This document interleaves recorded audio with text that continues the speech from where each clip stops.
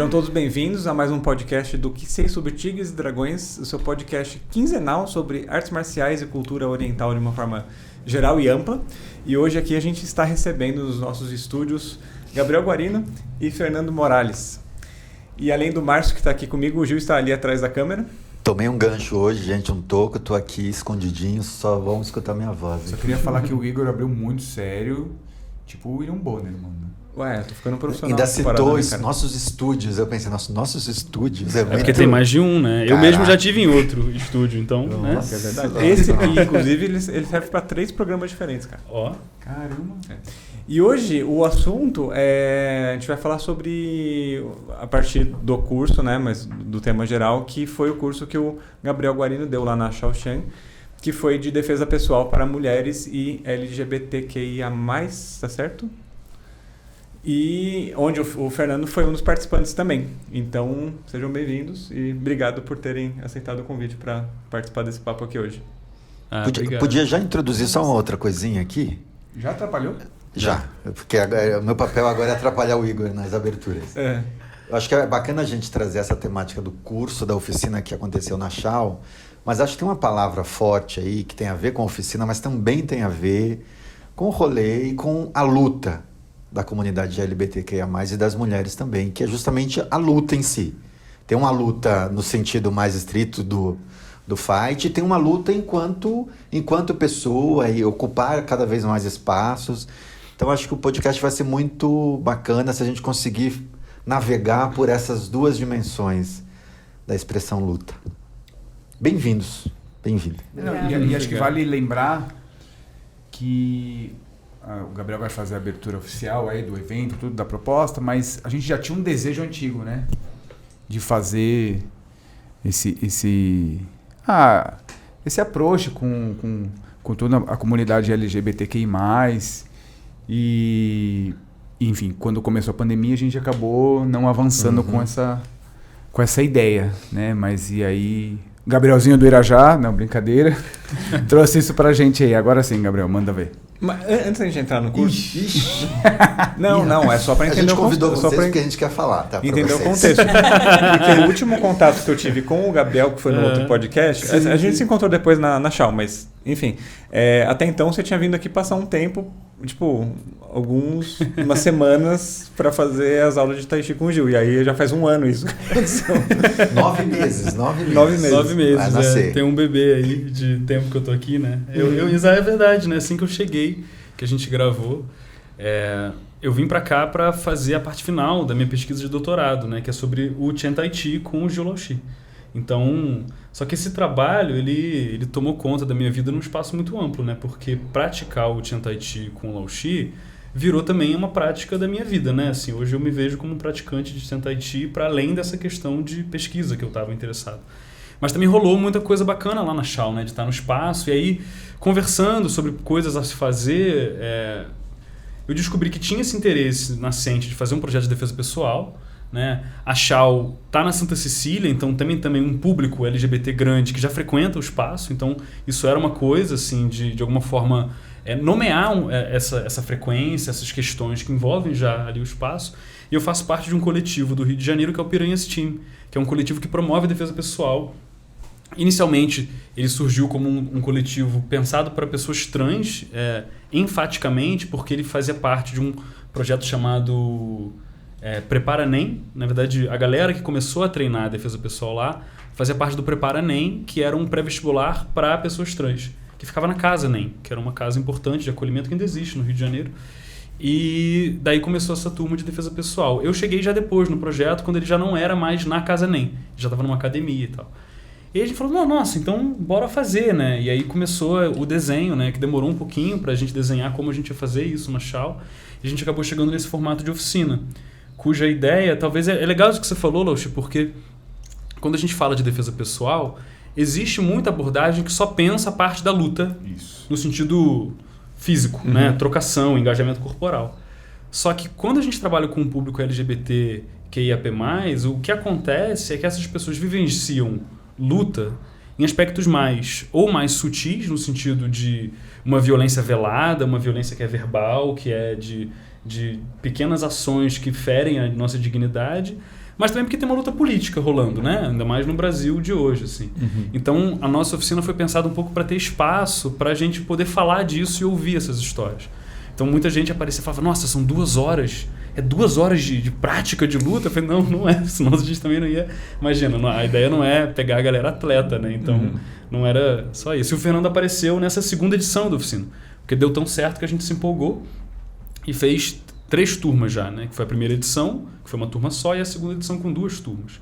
E aí o Fernando chegou na turma da segunda-feira, né? Da segunda noite. Então, Fernando, se apresenta, fala pra gente, senão a gente... Você viu que aqui o pessoal fala muito, né? Então, se a gente não se impor, a gente não fala. É assim mesmo. Só pai e povo.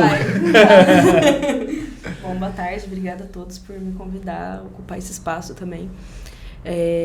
Foi muito bom receber esse convite, né? De pensar a luta, né? Que a gente faz com as mãos, com os pés, mas também a luta...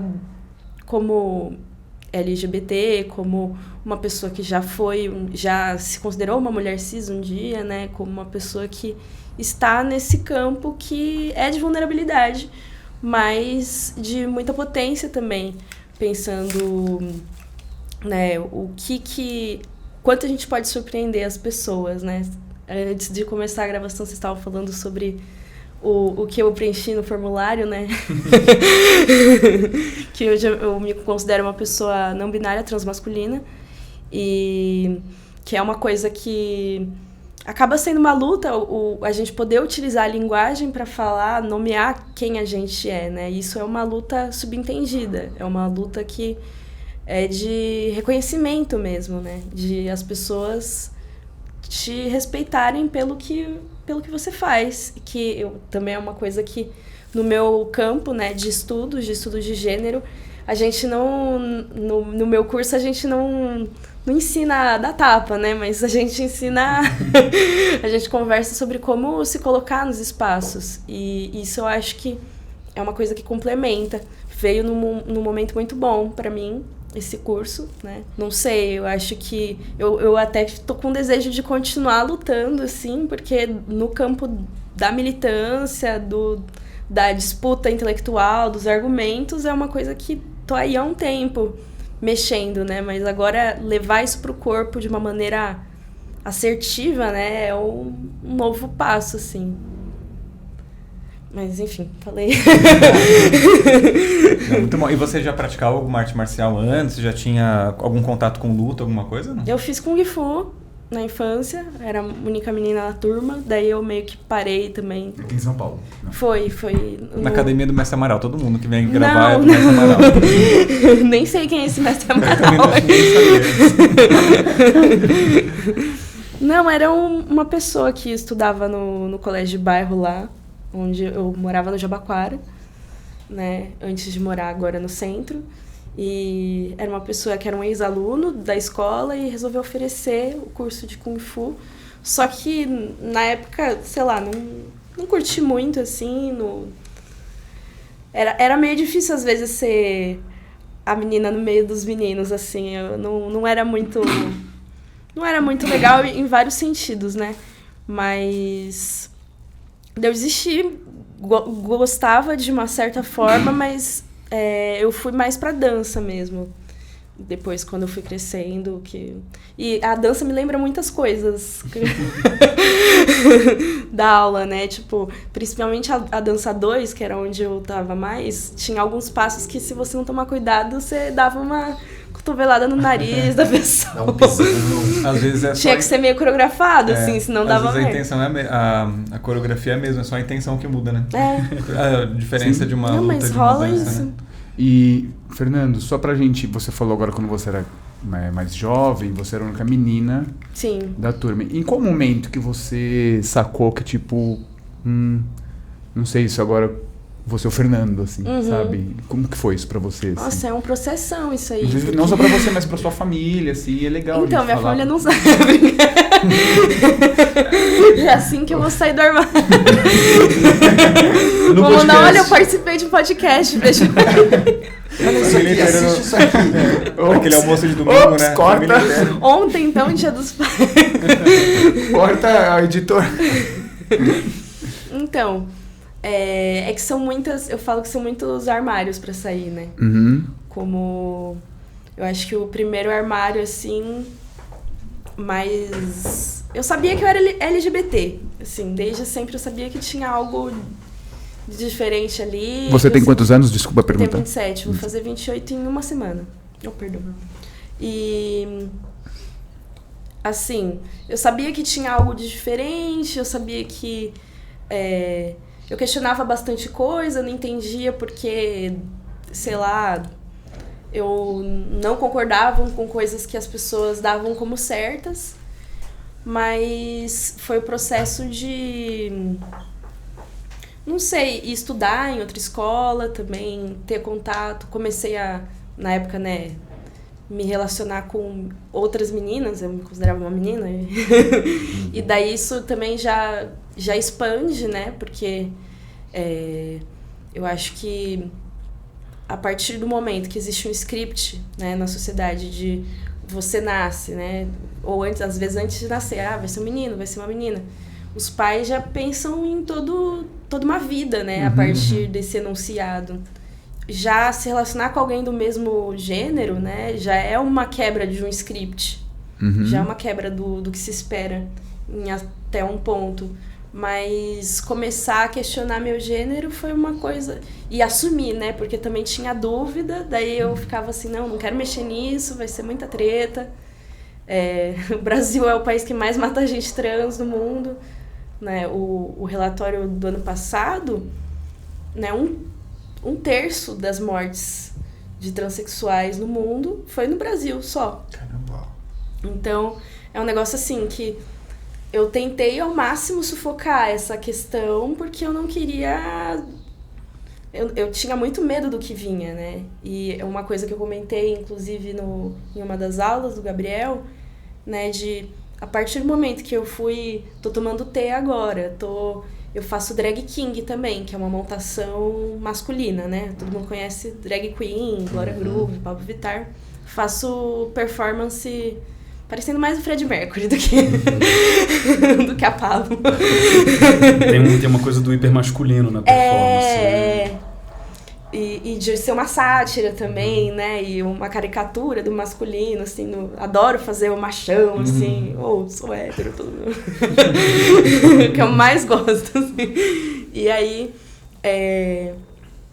Mas voltando, né? A partir do momento que eu vou adotando traços dados como masculino na sociedade fora da minha casa, eu comecei a ver uma hostilidade no olhar das pessoas que eu nunca senti quando eu me colocava como, sei lá, uma menina cis. Tipo, as pessoas me viam como inofensivo, como, sei lá, não tava ali no campo, não irritava as pessoas, mas do nada começou a... Incomodar muitas pessoas, né? E isso também... Foi uma coisa que... E você com certeza sofreu bastante quando você foi se colocando...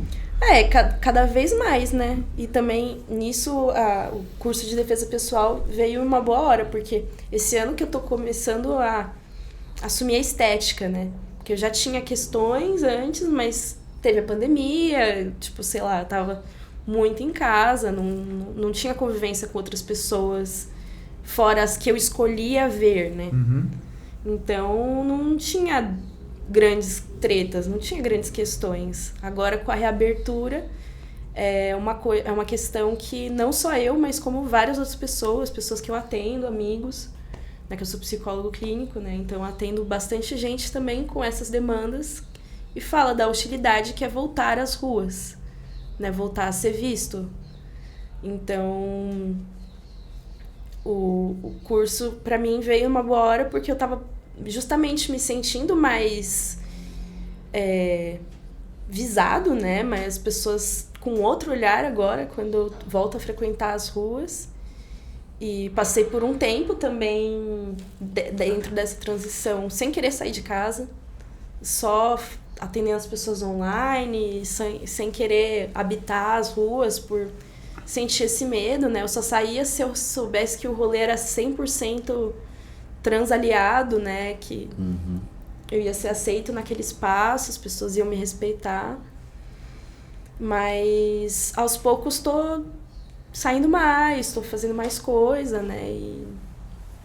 E a vida, né? Não, eu acho que o Fernando tocou num ponto, a partir dessa pergunta do Márcio, que eu acho que é bem, bem sensível mesmo.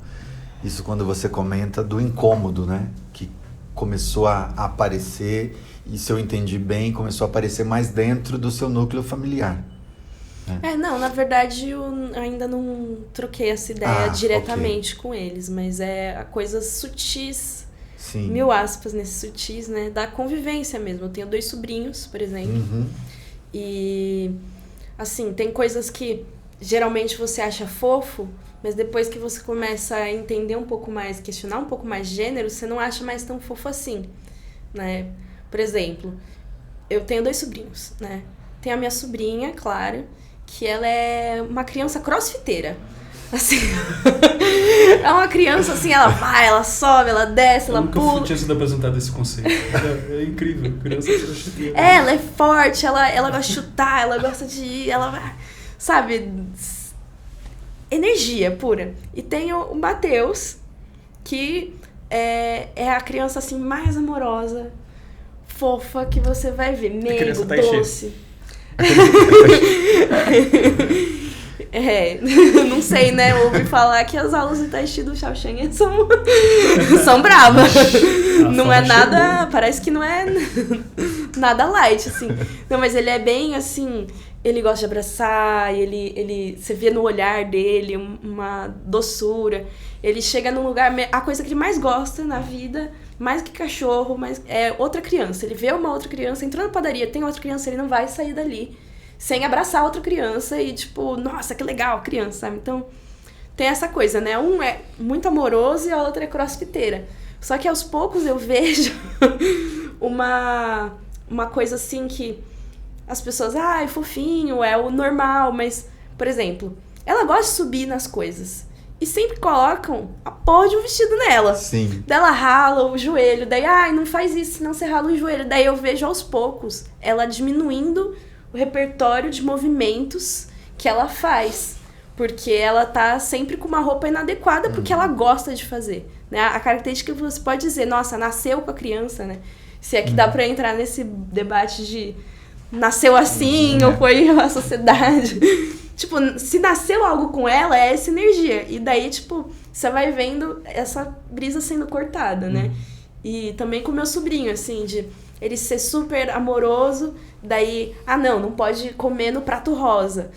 Minha fera, nananã. Chamando ele assim, tem que gostar de futebol, porque o pai é corintiano. Várias coisas que você fala assim, se ele quiser fazer balé clássico, sabe? E se ele quiser fazer uma coisa super delicada. E essas coisas vão me irritando, né? E são microviolências, não me atinge diretamente, mas lembra as coisas que na minha criação foram impostas e que depois, anos de terapia e várias coisas, assim, leituras pra se entender, você fala, nossa, foi difícil me livrar dessa merda. Eles vão ter que passar por tudo de novo. Né? Tem uma amiga minha, conheci recentemente, um casal que eles estão morando na França agora, na fronteira com a Suíça ali. O cara trabalha no acelerador de partículas. E a esposa dele tá fazendo uma pesquisa ela está analisando uma série de transcrições de aulas do ensino fundamental. E está fazendo estatisticamente de quanto que as meninas são mais interrompidas do que os meninos, de quanto que os professores, mesmo sem perceber, ou percebendo, né, sei lá, coloca as meninas para fazer tarefas que elas são mais cuidadoras do que resolver problemas. Isso sim, a gente está falando de 3 anos, de 4 anos. Então, uma coisa muito enraizada. E se você for pensar, tipo, um país que é mais desenvolvido que o Brasil, né? Imagina aqui no Brasil, cara. Isso aí é uma discussão que vai em todos os níveis, né? Sim. E tem uma coisa que, acho que para quem está ouvindo, assim, pensando nesse público de arte marcial e tal, que é muito sutil, mas que é importante marcar, assim, porque isso que você falou, Fernando, assim, essas coisas, né? Por exemplo, uma criança de, sei lá, não sei quantos anos tem tua sobrinha, mas assim, eu fui pensando na minha irmã que tem 8 anos, né? Uma criança de 8 anos, que a gente coloca um vestido na criança, né? Porque ela é menina, né? E aí isso afeta o repertório de movimento dela. E aí, aos poucos, né, esse repertório vai mudando, porque na verdade é isso, né? Então, uma criança de vestido, ela não pode aparecer a calcinha dela. Então ela tem que fechar a perna. E ela vai criando uma disciplina corporal, né? Sim. E é engraçado porque quando a gente fala de gênero, associa-se nas pessoas assim, gênero é o quê? Gênero é a Pablo Vittar, né? Gênero é uma drag, gênero é as trans, as travestis, o sapatão e tal. Mas gênero é também... isso é uma educação em gênero, né? Sim. As pessoas acham que a educação que a gente recebe normalmente, com várias aspas, não é gênero, né? E é difícil pensar que o bolsonarismo é gênero, né?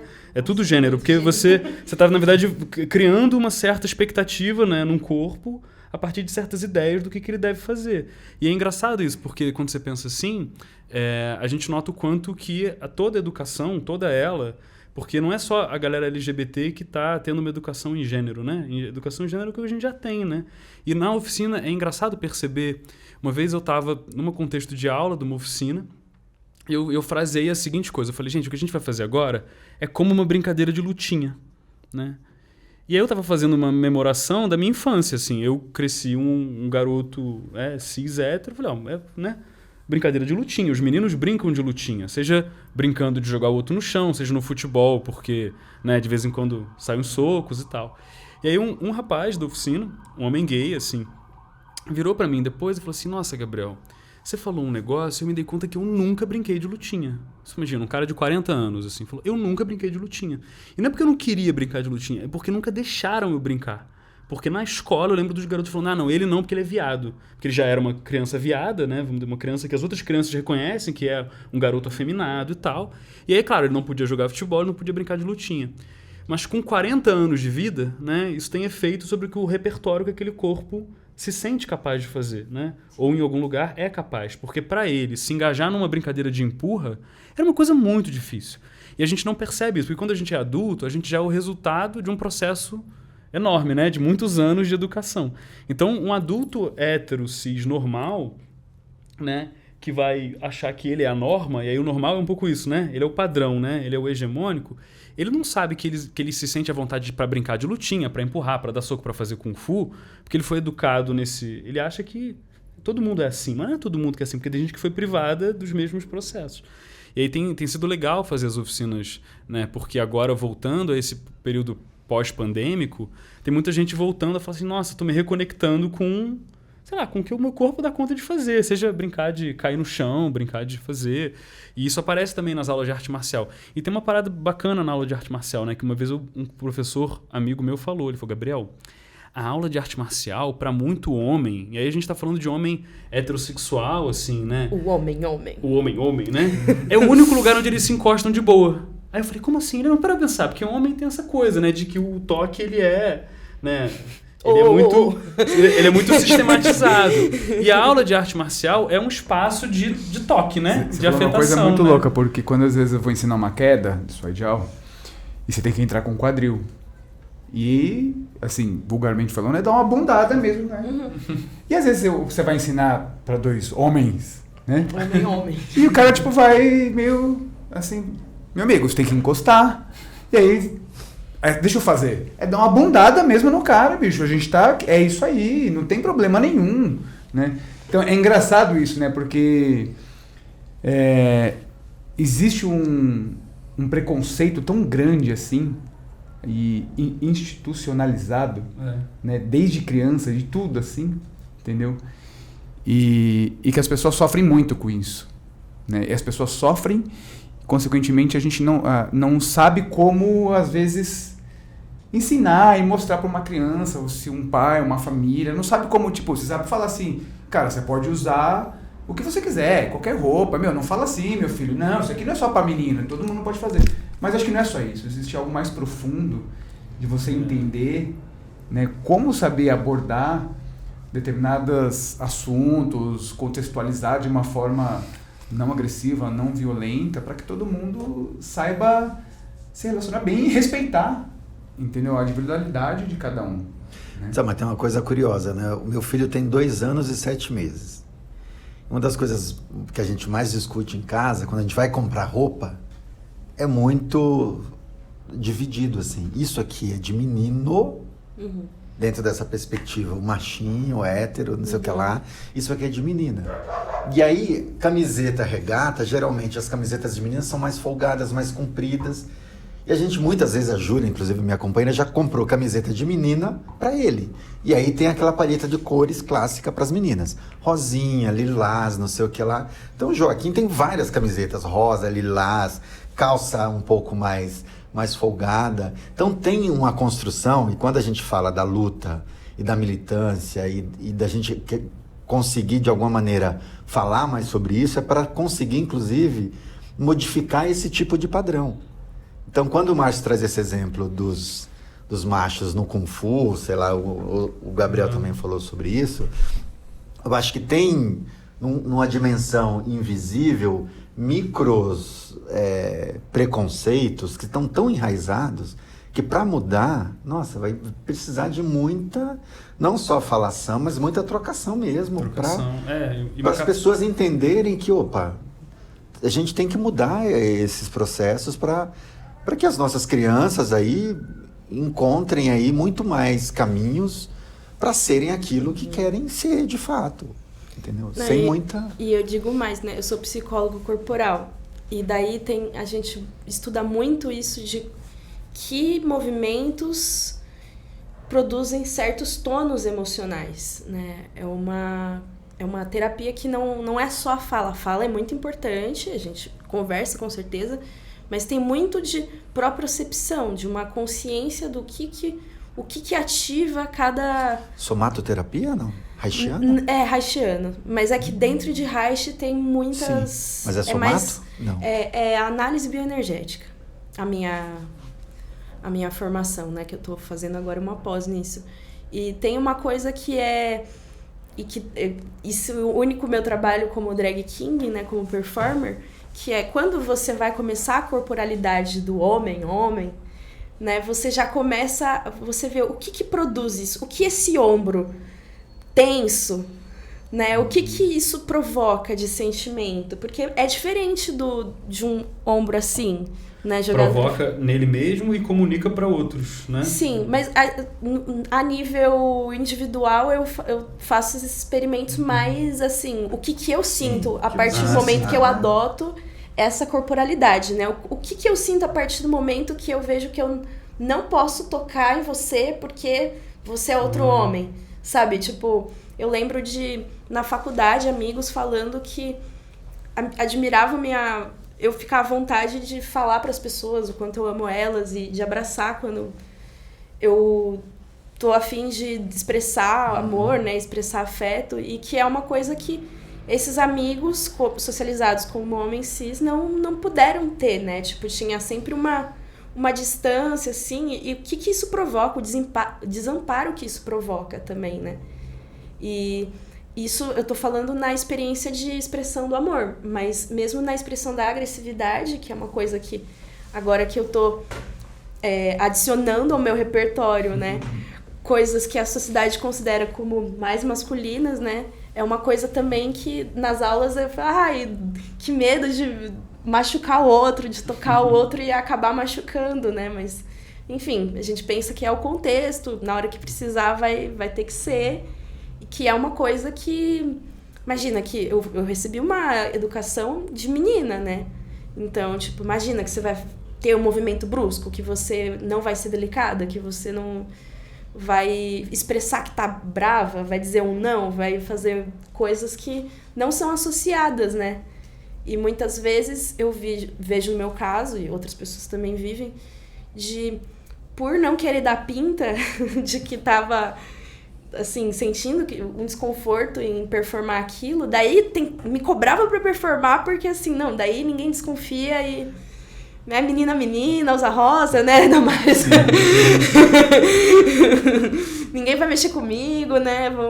E daí isso também é uma violência, né? E tá sendo muito bom, assim, não só poder entrar em contato com luta, mas também a arte drag, processos terapêuticos de conseguir aceitar que isso faz parte de mim, isso faz parte da experiência humana, né? A gente vai expressar amor, a gente vai expressar ódio, a gente vai ter tédio, a gente vai ter um monte de coisa, e tudo isso é muito maior do que as caixinhas que a gente pode colocar de dizer que isso é de menino, isso é de menina, né?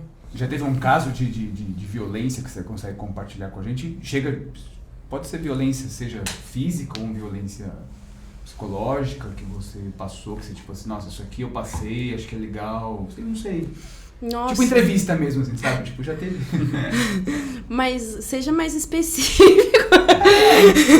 Uma violência. Vamos abrir um leque aqui pra você escolher. Sendo mais específico, uma violência, por exemplo, seu cabelo, por exemplo, seu cabelo tem uma mecha roxa e tipo, alguém olha e fala assim, nossa, o cabelo dela é roxo, tem um lado ali que é meio raspado, não sei não. Tipo, é uma violência bruta, né? Já teve algo assim específico que você... tem de vários tipos, ou você tá num bar, ou dentro de um metrô, já... Você é LGBT, sei lá, não sei. Nossa, mas eu posso dar várias opções. Daí você escolhe qual que... Bom, já rolou no metrô de eu estar com minha primeira namorada e começaram a tirar foto da gente. Ou eu tá no... E você percebe, você viu as pessoas... Sim, e daí a gente parou, assim... Daí, isso é uma coisa, né, também, que eu falo que... eu tive um caminho, assim, que eu era lésbica depois que eu fui me entender como bissexual, né? Foi geralmente, sei lá, as pessoas contam uma outra história, né? De ser bi, depois se entender como lésbica. Quando eu namorei o primeiro cara, depois de ter namorado várias meninas, foi estranho pra mim demonstrar amor, afeto em lugares públicos. Porque ele era muito carinhoso, assim, tipo, a gente tava no restaurante, ele pegava minha mão, ficava... Daí eu ficava meio assim, eu não entendia por que eu tava tão incomodado de... E daí depois que eu fui perceber que, tipo, se eu chegasse nesse nível de amorosidade em público, no restaurante que fosse, atraía muito olhar e era uma coisa que a gente não queria, né? Eu não queria em nenhum momento, então eu vejo que isso limitou meu repertório corporal também, de esse medo de fazerem alguma coisa com a minha integridade física e da minha companheira, no caso, né? De pessoa cuspir, de estar ficando com a pessoa num lugar e daí um cara começar a bater punheta do lado. Já rolou isso. Mas também rolou também de eu... Você falou do cabelo, né? Eu trabalhava na Secretaria de Direitos Humanos antes de ser psicólogo clínico. Na linha de frente, assim, conversando com todo tipo de violação de direitos humanos que chegava. E aí, às vezes, chegou, assim, que a gente mais atendia ali no centro, o pessoal em situação de rua. E eu acho muito louco isso, né? Que eu estudava na USP e as pessoas, às vezes, na faculdade, tinham uma visão muito romantizada do que é a pobreza. Daí, você começa a trabalhar e daí você vê que, tipo, tem pessoas em situação de rua, são pessoas como nós, só que não tem casa. E daí tinha pessoa em situação de rua que era nazista, inclusive, né? E falava mal de imigrante, tretava no centro de acolhida, porque eu não quero minha roupa perto dos imigrantes nojento. Daí teve um que chegou lá e ele falou, não quero ser atendido por ela, porque ela tem tatuagem. Eu nem tinha muita tatuagem na época, mas ele viu essa aqui, daí ele ficou, não... E daí eu lembro que outra amiga que trabalhava comigo ficou muito... Ela ficou muito brava, assim, né? Como assim? Ela tá ali pra te ajudar. Eu só fiquei, um trabalho a menos, atende aí vocês. Menos uma fila do dia. Porque assim, é de serviço público também. Você não pode escolher, feliz ou infelizmente, você não pode escolher quem vai te atender. Você poderia ter falado, sem poucas ideias, assim, tipo, já chegava, mano, você é feio também não quero te atender. É feio, é muito feio, vai embora. Mas tava assim, tem situação na vida, assim, que você passa... que você passa... Claro, tem umas que você tem que ficar puto e falar, não se faz isso comigo. Tem que escolher as brigas, né? Mas tem outras que você... Né, por exemplo, uma última que rolou, que é muito mais recente, né? Que é em contexto de buscar serviço de saúde. Isso é muito comum entre pessoas trans, de serem destratadas em serviço de saúde. Primeiro que já te chamam toda hora você pelo nome morto, né? Que é o nome do batismo. E daí, o que aconteceu comigo foi que eu fui lá no endócrino, porque eu já passava com ele. Né? Eu já passava com ele há um tempo. Então eu falei, vai ser de confiança, já conheço, já Quem me conhece sabe, assim, pra mim o melhor profissional de saúde é aquele que você já tem uma conexão, porque você não vai ter que contar tudo de novo e tal. Eu cheguei, mostrei meus exames, ele falou, olha, muito bem, tá tudo em dia. Eu falei, então, eu estou me reconhecendo como uma pessoa trans há um tempo e eu queria começar a conversar sobre a possibilidade de começar uma hormonização com testosterona. Perceba que eu fui cheio de dedos. Não foi assim, me passa receita aí. Foi tipo, vamos trocar essa ideia como horizontalmente, né? Vamos ver. Introduzindo um assunto. Né? Pensar as possibilidades. Tipo, eu tive pedra no rim, eu queria saber, né? Eu quero fazer o bagulho com acompanhamento pra não zoar meu corpo. Meu, o cara nem terminou de falar assim. Ele já falou, você tem que trazer aqui um laudo do seu psiquiatra para garantir que você não tem transtorno de personalidade múltipla. Daí eu falei, assim, isso já caiu por terra há muito tempo. Você não pede mais isso. Isso é muito retrógrado. Isso é de uma época que se considerava doença, transexualidade, né? Já passou isso, graças a Deus. Isso já foi... Graças a muita luta de muita gente, mas... Eu acho que apesar de Deus... Mas isso já foi um protocolo de alguns profissionais. Muita luta e muita morte, né? Muita morte. Muita morte. Isso era um protocolo de trazer... Já foi. Mas assim, já foi faz tempo. Não, se a gente pensar, desculpa interromper, se a gente pensar que já teve no protocolo da choque... Sim. Entendeu? Isso na década de, sei lá, 40, 50, o procedimento era esse. Você tinha um filho e o filho ou a filha tava, sei lá, estranho, não tinha dúvida. Os pais mandavam para tomar choque, Nossa, é uma coisa... Aí a gente vai entrar no mérito da luta antimanicomial. Outra luta. Já me arrepiou. Podemos entrar. Não, mas é bem... Dá pano pra manga aí. Tem que gravar outro podcast. Mas... Enfim, ele falou isso. Daí eu falei, olha... Né, eu fui com muita calma. Porque eu, assim... Em outros momentos eu ficaria, isso não tá acontecendo comigo. Daí eu ia ficar só triste. Tá me tirando? Em outros momentos eu ficaria só... vai tomar no cu. Vai embora daqui. Eu vim um pouquinho mais perto aqui. Pá! Eu dava no nariz assim, ó. Mas daí eu falei, então... Não, eu fui até bem didático. Eu falei, você tem que entender que eu sou profissional da saúde também, né? É um pouco humilhante até você precisar ir até um outro profissional da saúde, que é um outro médico, para você entender que uma coisa que eu quero fazer com o meu corpo é válido. E que isso não é uma coisa... Eu preciso da validação de outro médico para você escutar o que eu quero fazer com o meu corpo. Assim...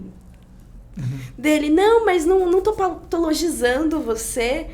Até pessoas normais têm CID. Lançou pessoas normais, né? Até pessoas saudáveis têm CID. Na verdade, ele já quebrou toda a relação que você tinha ali. Não, total.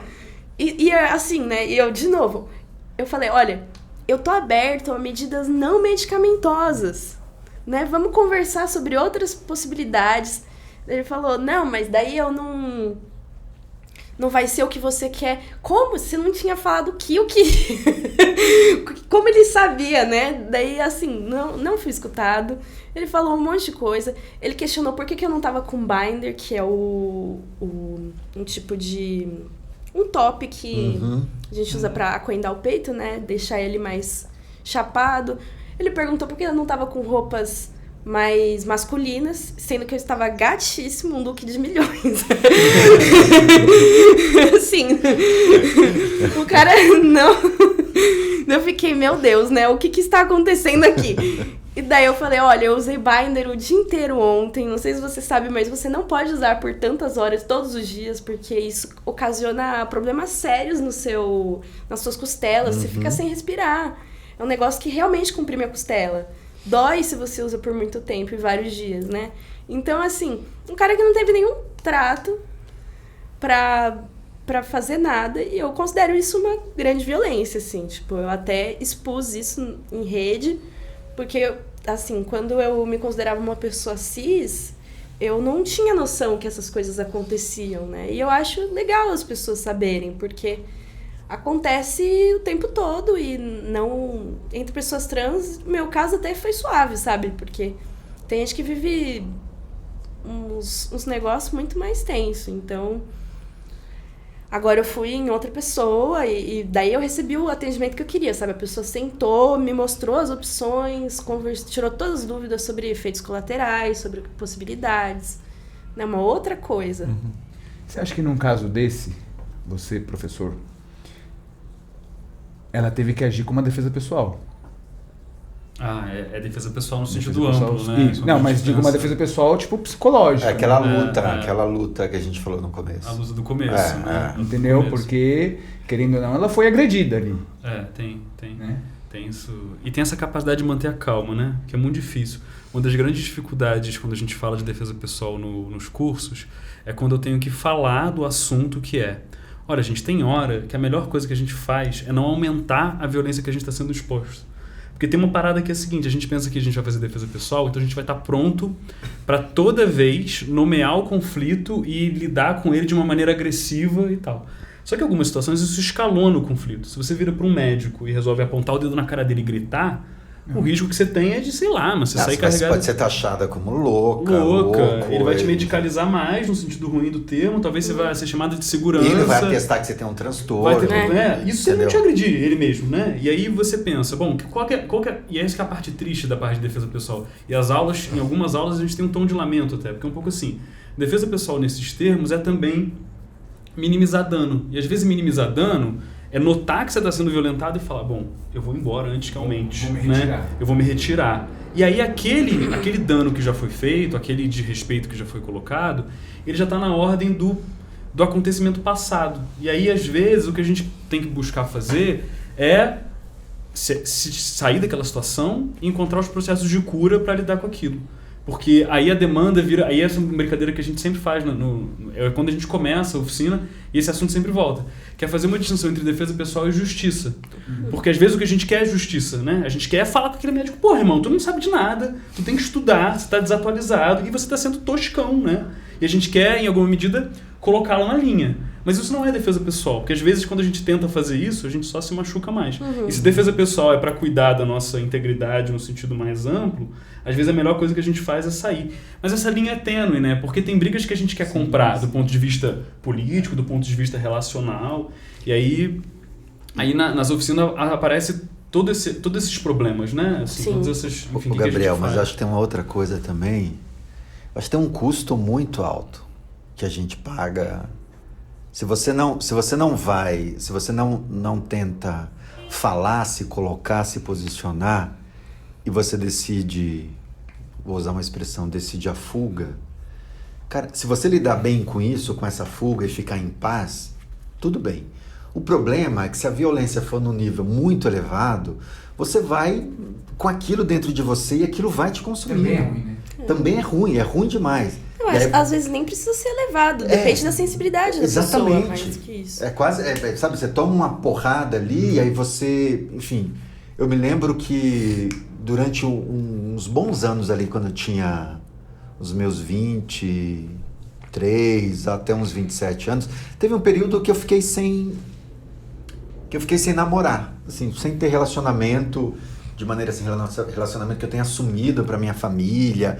E aí começou uns questionamentos, assim, um pouco nessa linha meio... Ninguém falava. Será que ele é? Entendeu? Ninguém falava. Aí começou a fazer relações públicas. Entendeu? Foi bem nessa época. Aí conheci o Igor. Amigos que gostavam de seres humanos, entendeu? E aí vinha esses questionamentos, mas ninguém fazia diretamente o questionamento. Só que você saca o questionamento, né? Porque fica ali Aí vem as piadocas, que aí todo mundo acha que é piadoca, e hoje tem essa coisa de mimimi, o pessoal trata como mimimi. Mas são ações tão violentas, essas brincadeiras, sim, e tão nocivas, que aí você vai criando uma casca, você já fica meio assim com os dentes para fora. Então qualquer coisa que te falar, você já vai ou ir para cima mesmo, de fato, ou ser grosseiro. E aí as pessoas não entendem quando você grosseiro e dá uma rebatida assim meio bruta, porque vão te taxar como, não, aquele cara é grosso, eu fiz uma piada ali que não tinha nada a ver e tal. Eu acho que na linha disso que o Gabriel trouxe, acho que tem uma dimensão na defesa pessoal que, sobretudo quando a gente fala dessa pauta, tem uma coisa de fato de se colocar, né? Uhum. De fato criar um campo ali e uma potência para você ou falar de uma maneira tranquila e aquilo também, você não levar aquilo para casa, para o seu travesseiro e aquilo te ir minando e te matando. Mas isso aí que você falou, meio que aquela última gota do copo transbordar, né? E a pessoa, tá fora de contexto, a pessoa faz um comentário e você já chega com uma paulada. E a pessoa não viu os anos que você ficou com a tua caneca enchendo, né? E aí a pessoa falou, nossa, que desmedido. Nossa, do nada a pessoa... Não, tem uma coisa que não é do nada, né? Que louco, né? Nossa, descompensado ele. Mas uma coisa que eu vejo, assim, sei lá, tô há um tempo aí na militância e era muito verbal, né? Muito discussão, às vezes, claro, entrando em discussão na internet. E uma coisa que eu percebi na internet, e eu levo pra vida presencial também, é que tem coisas que, sei lá, ali não é o espaço também pra você... A pessoa pode estar falando um monte de coisa que você discorda, que tá ofendendo você, 5 gerações de você... Mas, assim, não vai ser ali que você vai conseguir convencer a pessoa. Aquela conversa não vai dar em nada. E daí você vai acabar mais desgastado daquela situação do que, tipo, a possibilidade de sair dali com uma... Nossa, conseguir fazer uma pessoa... Conseguir tocar uma pessoa, ela já mudou de ideia. Às vezes as pessoas, né, tipo, nessa ocasião que eu estava com o médico, tipo... O cara tá ali no trabalho dele, num hospital de renome. Ele não vai sair do salto pra eu, um paciente que pode ter transtorno de múltipla personalidade. E o que é melhor, né? Eu sou dessa área, assim, esse não é o trato. E se eu tivesse transtorno de personalidade múltipla? Tem um jogo de carteirada ali que você nem quis entrar. Assim, um falso cuidado, totalmente. Assim, se eu tivesse, nossa, daí seria pior ainda esse atendimento. Eu Jim Carrey, né? Eu mesmo Irene, né? Na hora você se transforma e já pá na cara dele. Pronto, voltei.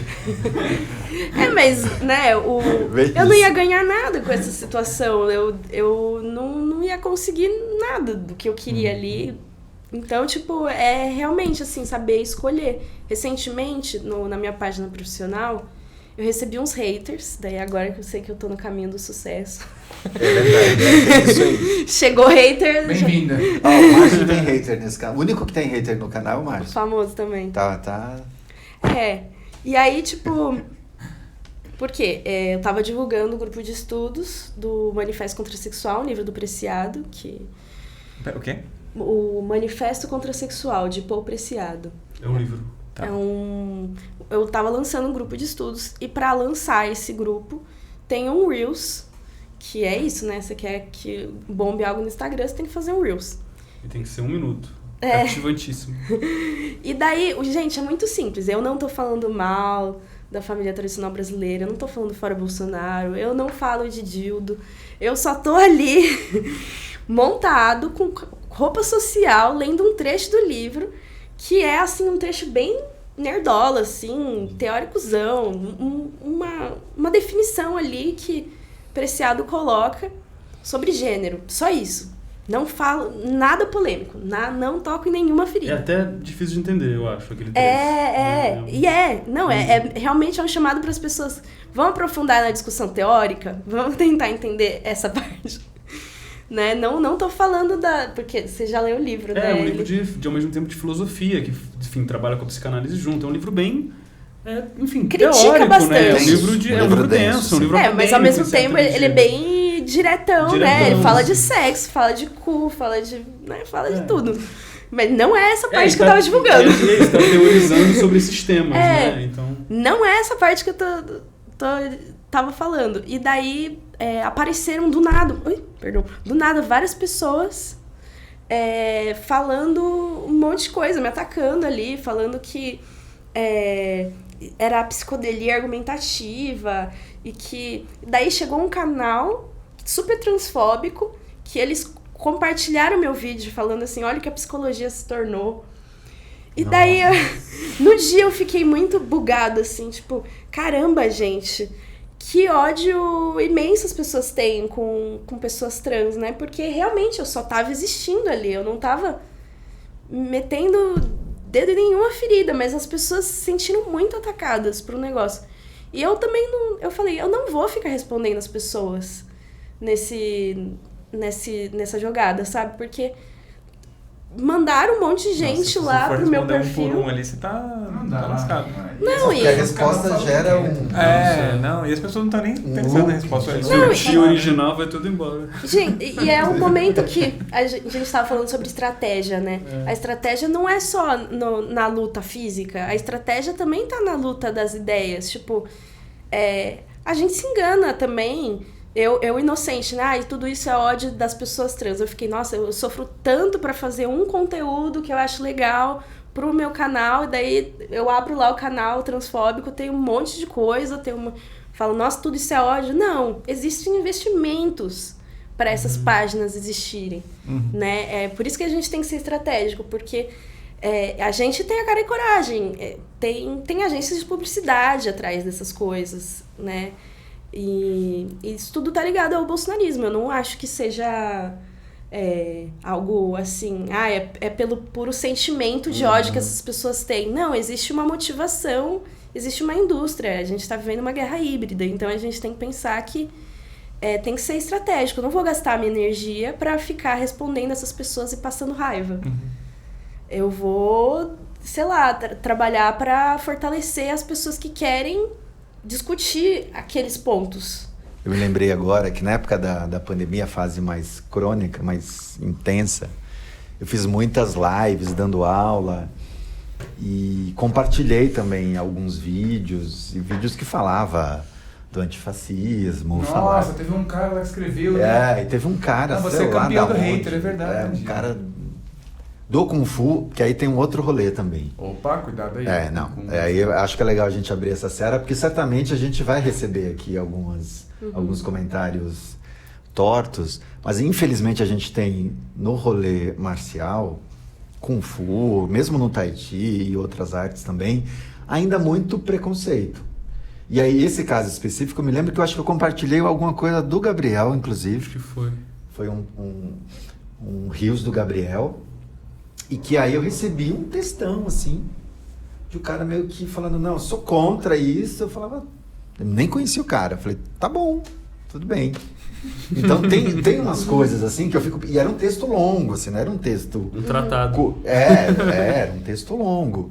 Eu fico pensando, caraca, aí eu pensei, o cara parou pra me escrever. A vida dele pra escrever um textão. Eu não conheço ele.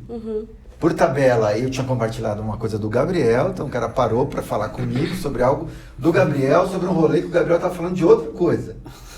Então tem uma disposição, assim, em um tempo de vida que as pessoas colocam nisso, entendeu? Que é muito maluco. E quando a gente fala das artes marciais mais clássicas, como Kung Fu, Jiu-Jitsu, as modalidades que tem essa dimensão da luta mais visível, e se você pegar professores mais tradicionalistas, ainda mais antigos, essa é uma temática ainda muito espinhosa, assim, que professores não falam, ou que simplesmente, mesmo lá no nosso espaço também, a gente já recebeu perguntas, eu posso fazer Kung Fu aqui, eu não vou ser hostilizado, não vou sofrer nenhum tipo dá vontade de violência. Se você é povinho aí que não respeita as pessoas, pode vir pra cá, meu. Entra, todo mundo. Que isso? Já passou trans na rua dizendo, sempre quis fazer Kung Fu, mas eu não vou apanhar aí. Não, pode vir fazer.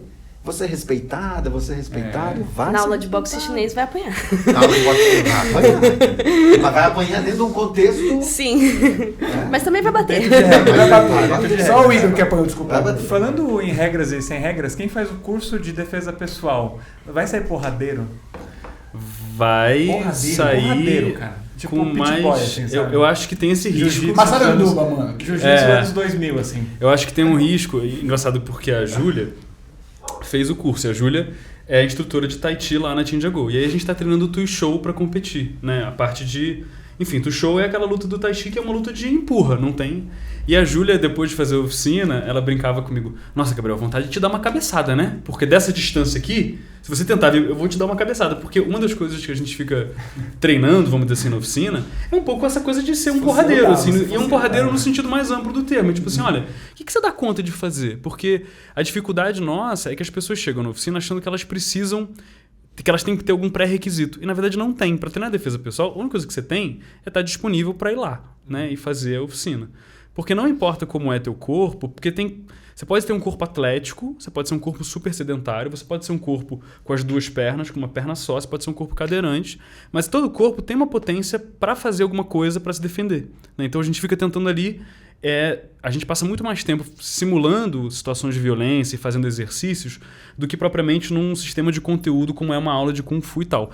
Não porque não é importante desenvolver habilidade, é muito importante, mas como a oficina só tem 6 encontros, a gente está mais preocupado em mapear no próprio corpinho de cada pessoa o que aquele corpo tem para fazer. E aí é muito legal, porque tem pessoas que falam assim, não, eu sou muito fraca. E aí eu fico assim, tentando entender o que é essa afirmação. O que é isso? Aí eu falo assim, olha, suspende um pouco essa sua convicção e vamos testar o exercício. Aí a pessoa, ai, nossa, eu consegui bater, né? Aí a dupla que tomou a porrada fala, porra, doeu. Né? Aí a pessoa fala, pois é, mas eu não sabia que dava pra fazer. Eu falei, claro que dá, né? E claro, tem pessoas que não. Tem pessoas que falam, nossa, soco não pega. Aí ela vai fazer uma dinâmica de chão, que é simulando uma violência mais sexual, em que ela tem que, sei lá, tentar tirar uma pessoa de cima dela, e ela descobre que ela consegue com a perna, com o quadril, com fazer o movimento. Então, acho que sai um pouco com um pouco mais de...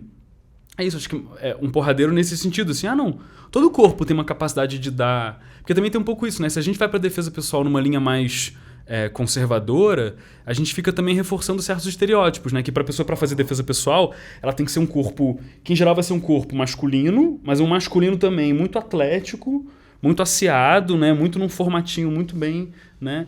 E não precisa, né? A verdade é que não precisa, porque se a gente parar para pensar, e é uma brincadeira que eu sempre faço, eu falo assim... Pega os casos de violência que você vê no jornal. Você acha que aqueles casos são pessoas muito bem treinadas? Não são, né? Em geral, são pessoas tosquíssimas do ponto de vista, né? Atlético, né? Marcial. Não são lutadores de... Claro, você tem casos de pessoas com treinamento que fazem violência. Mas se você parar pra ver, a maior parte das pessoas não tem treinamento. Então, se o violentador não precisa de treinamento, por que você acha que você vai precisar virar o Bruce Lee pra se defender? Não vai, entendeu? Não vai precisar. Você tem outras coisas que dá pra fazer, né? Então, o trabalho da oficina é um pouco ir despertando essa corporalidade. Assim. Como que é a estrutura da oficina? Tem uma parte assim, teórica, como que é? Conta um pouco. Tem 2 partes, né? Uma parte que eu digo que ela é completamente sem estrutura e a parte que em algum momento eu falo assim, mentira, tem estrutura sim. Mas a estrutura qual que é, né? Ela começa com a gente conversando sobre violência, assim, né? O início da oficina é um pouco tentando mapear o que são os nossos medos, né? Então...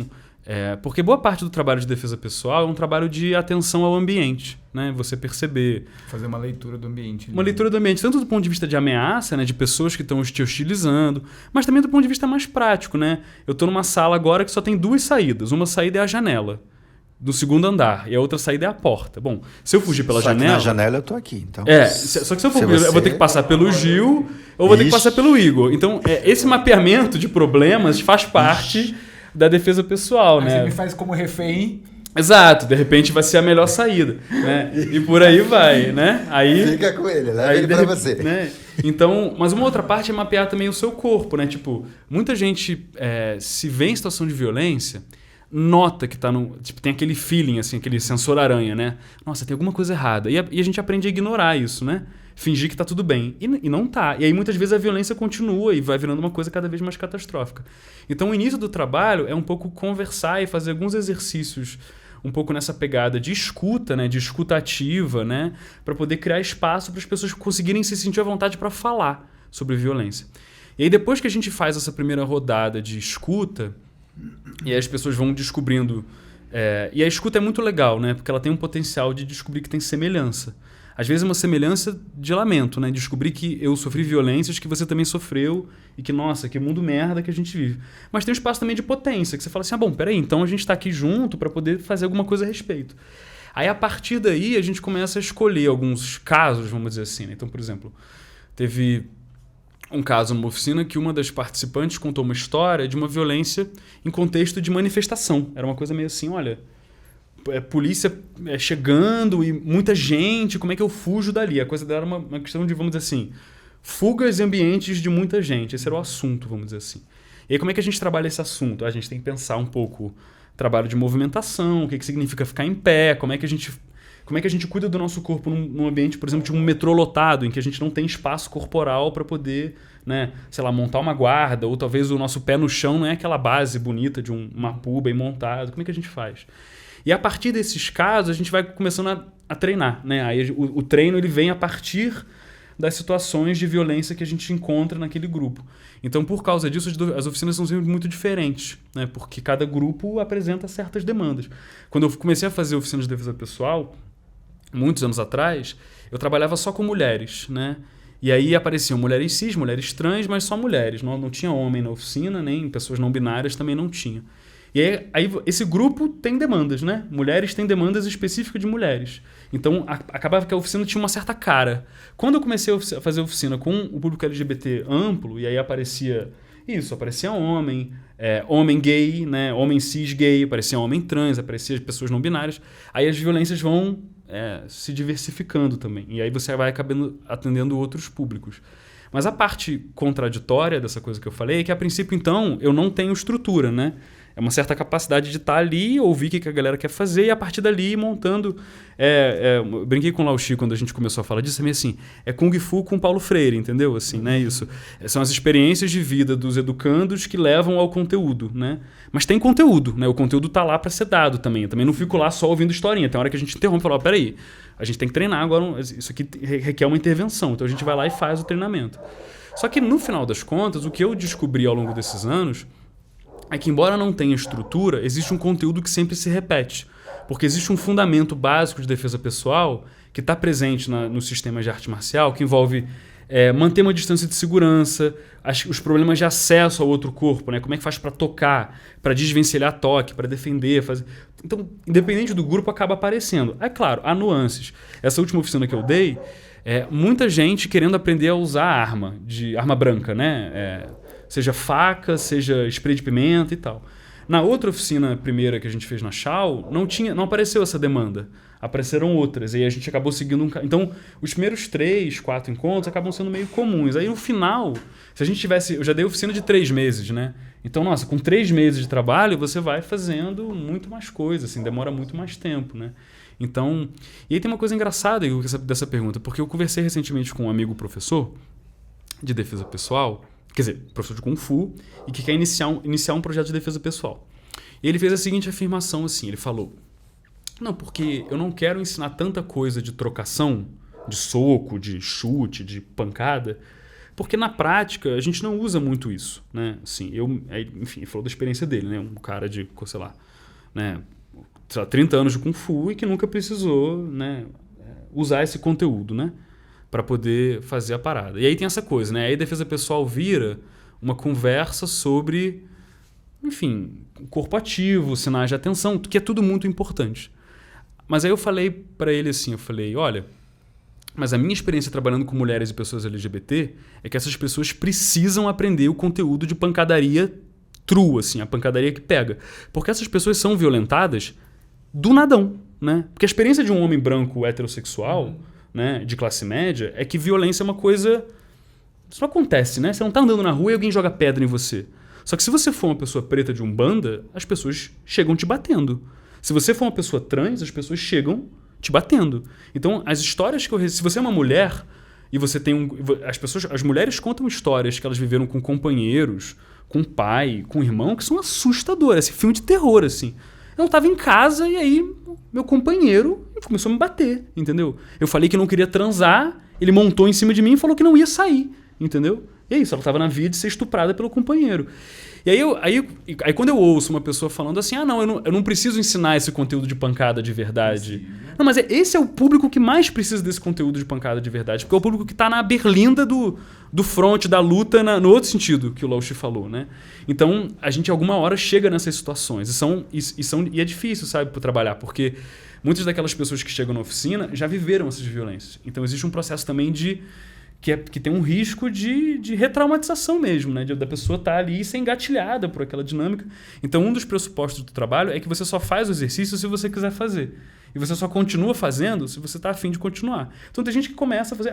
esse eu quero só olhar. Por quê? Porque eu não estou pronto ainda para reviver uma situação, sei lá, de enforcamento, que é uma coisa que eu vivi, né? Mas aí... então, o trabalho acaba sendo um pouco nesse sentido de criar esse espaço, assim, também, que a gente pode... Porque na aula de Kung Fu, a gente já trabalha tudo isso, né? O meu repertório embora eu tenha treinado um pouco de outras artes marciais não chinesas, o meu repertório é o Kung Fu, né? E o Tai Chi, né? É isso que eu pratico. Só que na aula de Kung Fu, pela própria dinâmica da prática, não dá para interromper Imagina, está todo mundo lá fazendo o Taolu e alguém para pra... nossa, hoje de manhã, no metrô... Não tem esse espaço para ouvir a violência ali, não tem esse espaço de escuta. E não é porque os professores são insensíveis, é porque a estrutura de uma aula tradicional de arte marcial pressupõe outras coisas. Então a nossa ideia com essas oficinas, e acho que é muito legal estar fazendo isso na Shaw, porque na Shaw tem as aulas de luta. Então é legal também a pessoa... já teve, da primeira edição, já teve gente que foi treinar Kung Fu. Porque falou, não, eu gostei do espaço de escuta e tal, mas eu quero um espaço também onde eu posso só treinar, entendeu? Onde eu posso só me conectar com essa parada que é importante. Então, é legal, assim. Aí é engraçado, porque do ponto de vista, então, do contexto de criação das artes marciais chinesas, é uma coisa que a Júlia falou disso no lançamento do livro. Uma participante da primeira edição, a Elo D'Angelo, fez um livro de um pequeno manual de defesa pessoal, que é, na verdade, a experiência dela na oficina. Então, ela traduziu... Acho que a gente tem ele aqui disponível. Opa, aí, né? É verdade. Eu acho que vai rolar É verdade. Eu trouxe presente. 2 exemplares. Eu trouxe 2 exemplares. Pra quem? Opa. Pra mim? Esse. Minha mão vai aparecer aqui, ó. Peraí, pra cá? Aqui, eu tenho uma câmera aqui. Eu trouxe 2 exemplares, né? E aí a gente pode fazer um esquema de sorteio especial, porque esses 2 aqui, eles têm... Direção já. Um é pro Igor, nosso anfitrião, e outro pro Fernando. Nossa, puxa o saco, né? assim. Ô, louco! É porque o Márcio e o Gil já tem os deles lá na Shaw, entendeu? Né? Eu já tenho. Tá bom, eu também Tá tenho. em casa. Mas se você quiser um exemplar, você pode ir no Shaoshan, que lá a gente está vendendo também. Agora, se vocês comentarem bastante esse vídeo aqui, chegar a quantas visualizações, assim? Vai, qual é o número? Um montão, né? Um montão? A gente, de repente, faz um sorteio, né, daqui. Um montão. Se a gente chegar em 100 comentários... Nossa, 100 comentários? Eu acho bom. Eu gosto de comentário. Eu gosto de comentário, né? 100 comentários. E vale comentário de hater também. Haters, se vocês quiserem participar do sorteio... Ajuda a engajar. Não, mas pode comentar, então beleza. O YouTube não sabe o conteúdo do comentário, então pode comentar à vontade. E como é que vai ser o sorteio desses comentários? E aí a ideia é a gente pegar esse comentário e sortear um livro, pode ser? Pode ser, a gente coloca o nome de todo mundo. Vai ser A gente doideira, vai hein? pensar em alguma coisa. A gente pensa. Acompanha, A gente pensa. a gente vai... Mas o importante é que tem um livro aí no Mas se campo, vocês não quiserem, entendeu? Você pode ir lá e comprar. Se você não quiser esperar, você pode ir lá na Shaw e comprar. Se você não quiser participar, porque você é um cara de tem sorte no sorteio, vai lá e compra, pronto. Para ele aí, Luxi. Rapaz, sabe o que é isso aqui? Dizendo que eu vou perder meu voo. É um sinal que a gente tem que fazer. Tem que fazer uma pergunta. Final. Para finalizar. Para finalizar, quem quer fazer uma pergunta para finalizar? Mas deixa eu só terminar o jabá do livro para falar direito. Boa. E aí, esse pequeno manual de defesa pessoal, ele é uma espécie de partilha também, que a Elo arranjou um jeito de fazer, da experiência dela de defesa pessoal. Para falar um pouco desse mapa, assim, né? E uma coisa que a Júlia falou na ocasião do lançamento que a gente fez lá no Shaoshan, é que quando a gente fala de defesa pessoal para esses grupos, para mulheres, para pessoas LGBT e tudo mais, a gente lembra do contexto de criação desses sistemas de luta que a gente faz, que era um contexto de extrema violência, né? Então, o cara, para sistematizar um sistema de luta, ele tava lá na treta, né? Então, não é à toa que é na virada, sei lá, da dinastia Ming para a dinastia Qin que cria o Chen Tai Chi. É porque os caras estavam numa situação de instabilidade da vida, onde tinha assalto, invasão de território e tal. E é isso, no fundo o nosso corpo é o território que a gente está tentando, né, proteger, né? E aí essa parada pega. Então esse livro foi publicado pela Bebel Books, né? E você pode consegui-lo no Shaoshan e tal. Pequeno manual de defesa pessoal. É uma maneira de acessar esse conteúdo se você não tem como vir para fazer a oficina, né? E vai ter novas edições, né? A gente vai anunciar. Quem quiser fazer as próximas aí, como que faz? Tem que seguir o canal, o Que Sei Sobre Tigres e Dragões, Tá primeiramente. Segue Depois o canal da Shao também. o canal do Shao Shan, né? O do Piranhas Team, né? Também, do Piranhas E daí Team. a gente vai avisando lá quando a gente tiver novas edições, porque a nossa ideia agora é começar aqui em São Paulo treinos mensais do Piranhas Team no Shao Shan, cuja ideia é meio que arranjar um jeito de criar um espaço de encontro para prática, né? Que ainda não é uma prática regular, é um pouco mais nessa pegada da oficina, de trabalhar alguns temas, né? de defesa pessoal. E a gente vai fazer novas edições para poder, enfim, ir fomentando esse espaço. Acho que é legal seguir também o Instagram da Shao, porque daí lá é mais atualizado, Sim, mais lá rápido, é mais né, do que o atualizado. YouTube Sim. aqui. Sim, com certeza. Que legal. Muito bom, que papo bom, hein? Mas acho que a gente vai ter que encerrar aqui.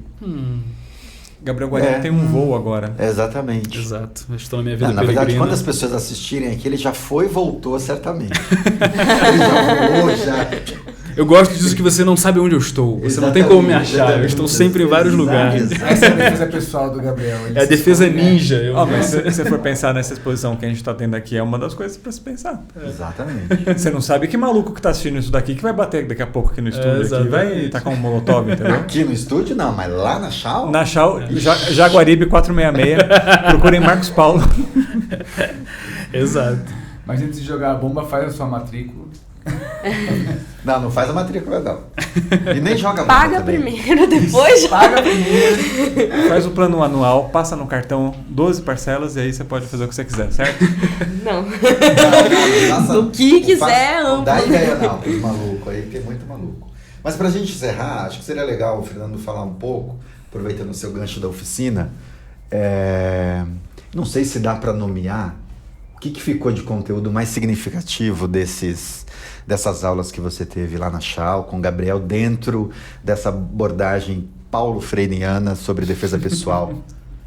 Uma coisa que me pegou muito, eu acho que do terceiro encontro pra frente, é de esse caso que eu contei pra vocês, né, do médico, aconteceu foi numa segunda-feira, e eu tinha aula à noite, né, e eu cheguei super mal, assim, tipo, desmoralizado, e tipo, nossa, que bosta. Tinha aquela coisa, né, de perguntar pras pessoas como elas estão. Eu quase não fui na aula, porque eu tava, assim, me sentindo muito mal. Eu falei, não, eu vou. Nem que seja só pra olhar. Uma coisa que me deixou muito bem comigo mesmo, estando naquele espaço, foi perceber que eu tenho mais força do que eu achava que eu tinha. E isso não só de força de muque, né? Mas de conseguir ver potencialidade no meu corpo, né? Foi um dia que a gente estava... Aquela dinâmica de desamarrar aqui atrás. A faixa, sim. E daí, a priori, eu tava assim... Meu Deus, né? Não vai dar certo. Mas eu vi que, assim, eu podia não ser a pessoa mais comprida e mais...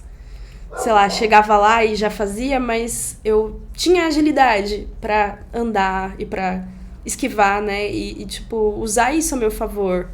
Então, uma coisa que eu levo é de tentar usar o corpo que eu tenho, né? Não buscar ser outro corpo, ter outro corpo, né? Mas de poder usar essa potencialidade que já está em mim. Não preciso de nada que está fora, né? Do que tem não falta nada e vamos usar isso aí. Aí. Muito bom. Obrigado por terem aceitado o convite, por terem vindo compartilhar essas experiências. E se alguém quiser conhecer mais seu trabalho, entrar em contato com você, como que faz? Bom, eu tenho um perfil profissional, né, que está com o meu nome antigo, afinal existem essas burocracias de mudar nome, eu não posso divulgar os meus serviços com um nome que não é o meu de registro, né, até eu mudar. Então é @psicolive_, para saber mais sobre gênero, também fiz lives, falo um pouco mais sobre essa perspectiva lá. Mas o perfil de drag é outro. Que é @piranhaciborg. Sim, é piranha. Com CY. Daí lá tem o meu trabalho como drag. Legal. É engraçado porque os 3 aqui tem alguma coisa a ver com piranha, né? Eu divulguei um vídeo semana passada, pescando piranha no Pantanal. Você tem um coletivo de piranha. Piranha. E eu sou... A piranha. Há tempos piranha ciborgue. Coisa. E o Ju tá assistindo o Pantanal. Muito bom, isso, exatamente. É isso aí. Gabriel Guarino, o seu arroba é... É Guarino Ushu, com esse U aqui, né? O W-U-S-H-U, né? E aí esse você U encontra lá. Esse U. Essa flama que está vendo, inclusive. Não, mas você falou do Pantanal. No Pantanal, as tretas são resolvidas ou pelas piranhas ou um facão. Pelas mulheres, entendeu? Ah, sim. Sim. Sem dúvida. Todas as tretas são essas. Ou as mulheres resolvem ou joga no rio as piranhas. E tá no subtexto. Exatamente. Gente, obrigado. A gente se vê na próxima semana e curtam, compartilhem e divulguem nosso trabalho. Não esqueçam do Pix. Vai ter um Pix. Se você quiser ajudar também, tá aparecendo o número de telefone aqui ou e-mail para contribuir com a nossa iniciativa aqui de continuar o podcast. Beleza? Valeu. Valeu, até mais. Até.